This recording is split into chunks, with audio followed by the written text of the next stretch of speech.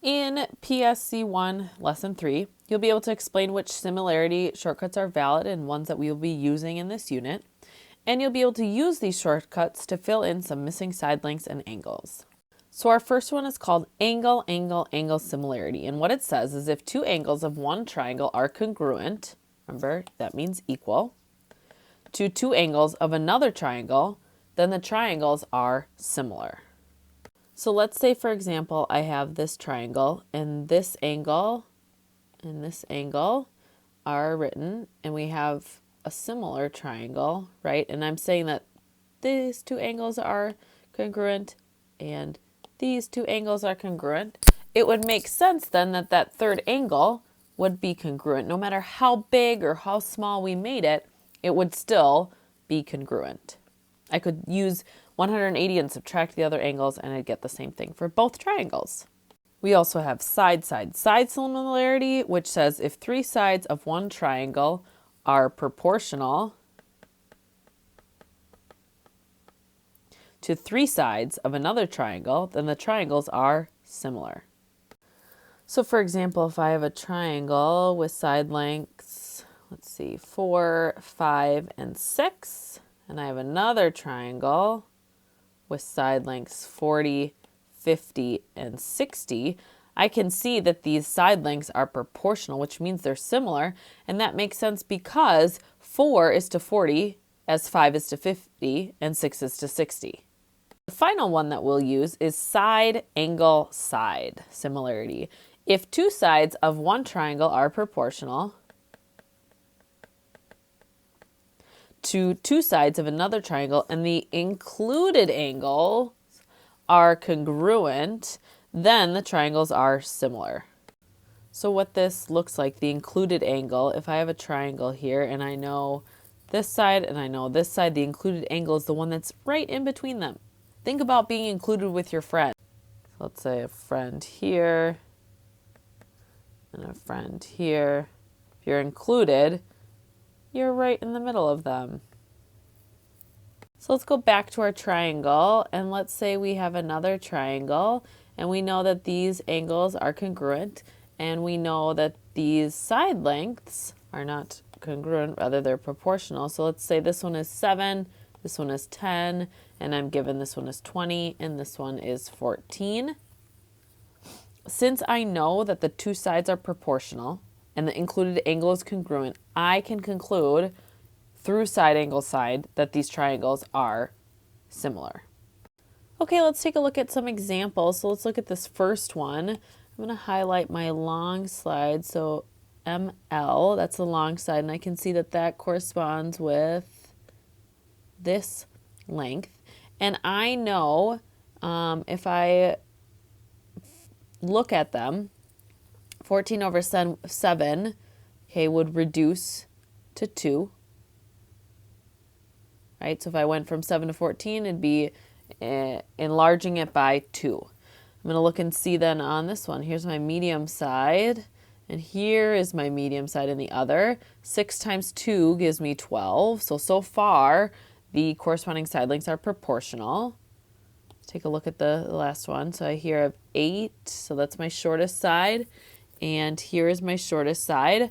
4 times 2 gives me 8. So that means that all of the corresponding side lengths in these triangles are proportional, okay, because they all reduce to that 2. Those ratios, 8 over 4, 14 over 7, 12 over 6, reduced to 2, which means through side, these are similar triangles. All right, now we need to write the triangle, the name of it. So I can see that L is right here, and that's between the green and the red. So I can see that that corresponds with S. M here is between the blue and the red, so I can see that corresponds with R.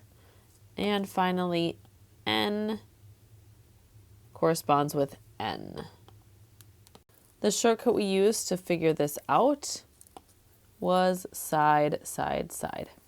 Let's take a look at example number 2. I can see here I have a 59-degree angle and a 59-degree angle, which means those correspond. I can see here that I have this long side of 7, which is half the size of that 14. I can see that I have this side length 4, and I can see that that's half as long as that one in the other triangle. I can see that I have a side, the included angle, and another side, which tells me that these are similar because those sides are proportional. 7 times 2 gives me 14. 4 times 2 gives me 8. So here now I need to write the name of the triangle. So I can see Q here. Q corresponds with L. Then I have R. R corresponds with M. And finally, I have S, which leaves me with N. These are similar by side, angle, side. I have the side, the included angle, and the other side. In example 3 here, I see that I have 2 parallel lines, and it is cut by this line, which is a transversal, which tells me that this angle and this angle are equal. I can also see that these vertical angles would be congruent because they're vertical.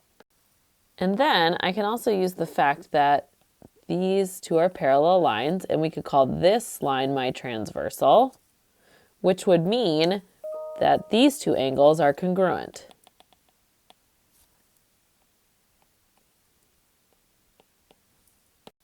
Technically, I only needed to find 2 of these sets of angles to be congruent, because if I have 2, then I must have 3, but it is always good to remember and to find the third one when able.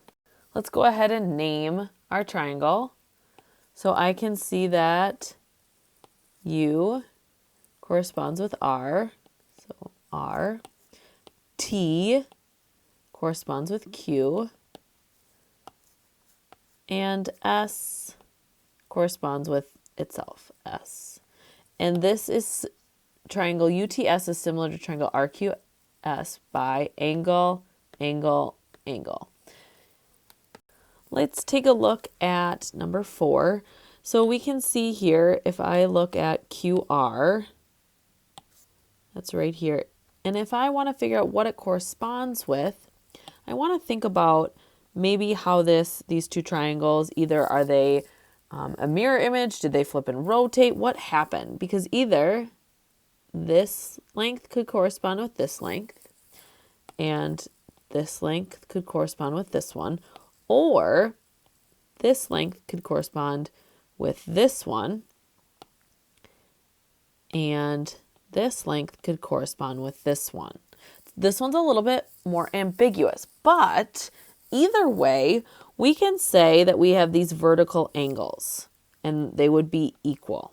Okay, so no matter what, as I look at this, for my shortcut that I'm going to use, we are going to be looking at side, angle, side, because we have those sides and we have the included angle. Now, as we look at these side lengths, we can see no matter what, whichever way we match them up, they're going to be proportional. The ratios are going to either simplify, you're going to see the cross products are equivalent.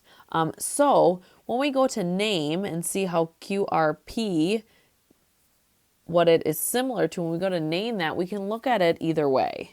If I want to use the fact that the red and blue, which would mean that we will have this one and this one and this one and this one,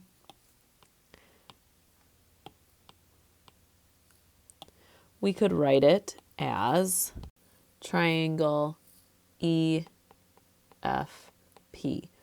Or if we're looking at it the other way now, so we'd be looking at yellow, yellow here and green, green. What would happen is that it would match up with FEP. Both of these would be by side, angle, side. Looking at example number 5, we have 2 triangles. We got this smaller one, we have this larger one. Right away I can see that N is in both of them. So we know that N is going to correspond with N. Also see that U and L have that 82-degree angle, so I know that L and U correspond, which then forces V and M to correspond. This is going to be by angle, angle, angle. Okay, let's take a look at this one. As we see, we have these vertical angles. So since I noticed those right away, I would be tempted and I'd want to check side, angle, side. Okay, because I don't know any of the other angle measures, but I do see I have some side lengths. And I can see that 5 corresponds with 30, so I can set that up as 5 is to 30. And then I see that 8 and 35 correspond. So as 8 is to 35. Now I want to check and see that these side lengths actually are proportional. So I could easily cross multiply, or I can just type 5 divided by 30 into my calculator. And I can see that this becomes 0.16 repeating. I can do 8 divided by 35 and get 0.22 and so on.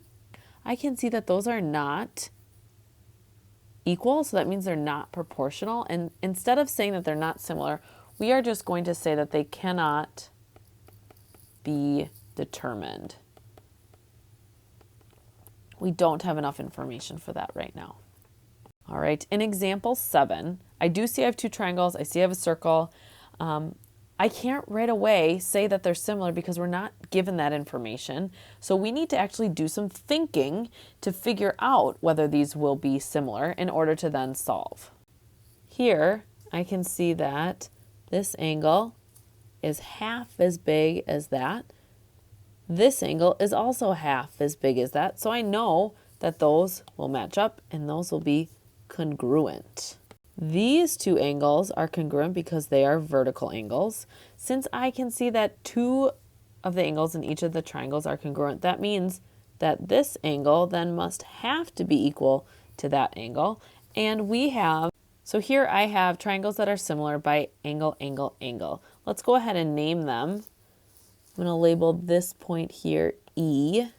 So I have triangle ADE, and I can choose any way to name the first one. Is similar to triangle. A corresponds with B, so B has to go first. D corresponds with C, so C must go second. And then E is itself, so E will go last. And this is true by angle, angle, angle. So now I have enough information to actually set up a proportion to figure out what my missing value is here, which is X. I can see that DE corresponds with CE. And AE corresponds with BE. So I can set up my blue X is to 7 as X comes from my big triangle, so I have to put 8 on top as 8 is to 6. Now we can cross multiply. We get 6X equals 56. Divide both sides by 6, we get X equals. So I get 9 1/3 for X. In example 8, we need to find X and we need to find W. Since I have parallel lines here, I have some transversals that I can work with. I know that this is an alternate interior angle, as is this, so those are equal. Same thing over here with this transversal and that, those are equal. I also have vertical angles here. So by angle, angle, angle, I can say that these two triangles are congruent. I'm going to set up proportions to figure out W and X. Let's start with W. I know that W corresponds with 12 because I can see that the green and the blue have to be true on both sides. So I can say W is to 12 as we have to use 2 other side lengths that we have. So we actually have to use 15 and 9. W is from the larger triangle, so I need to make sure that I put 15 in the numerator and 9 in the denominator. I can go ahead and solve. I get 9W equals 12 times 15, which is 180. Divide by 9, W equals 20. Now I have to find x. I'm going to go ahead and use 15 and 9 again. So 15 is to 9 as I know x and 21 correspond. I have to be very careful and make sure I put 21 on top this time because 21 and 15 are both in that larger triangle over x. So I have 15x equals 9 times 21, which is 189. Divide both sides by 15. I get x equals 12 and 6/10. Here we have two triangles again. I have this smaller triangle. I have this larger triangle. I see that I have parallel lines, so that tells me that this angle and this angle are going to be congruent. They share this angle, so that angle will be congruent. Because of angle, angle, angle, then I know that these are similar. So then I can use what I know to solve for what I don't know. Let's start by looking for x. I can see that 4 corresponds with this whole length here, which this whole length is called 4 plus x. In a similar fashion, I see I have 5 here, and I see that it corresponds with this whole length, which is 11. So I'm going to use that to set up my proportion. So 4 is to 4 plus x as 5 is to 11. We can go ahead and solve. 4 times 11 is 44.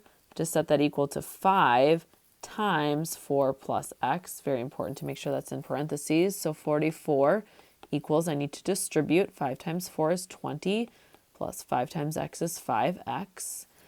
I'll subtract 20 on both sides. 24 equals 5x. Divide both sides by 5, and I get x equals 4.8 centimeters.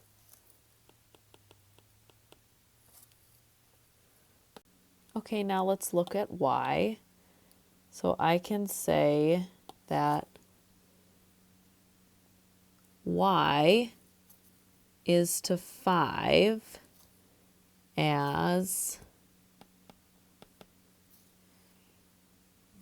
8 is to this whole length of 11.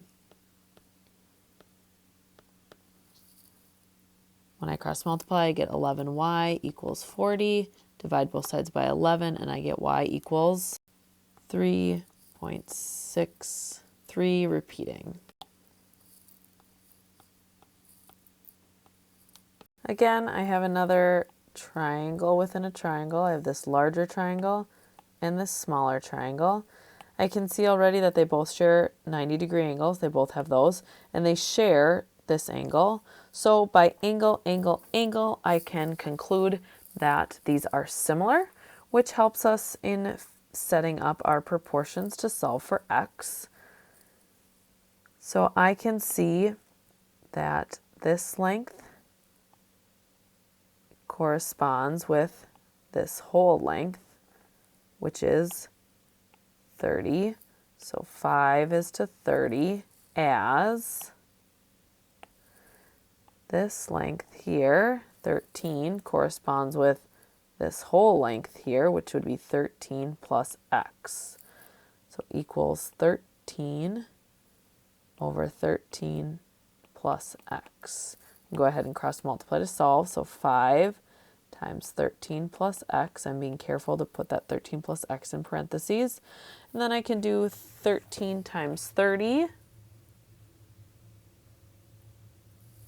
to get 390.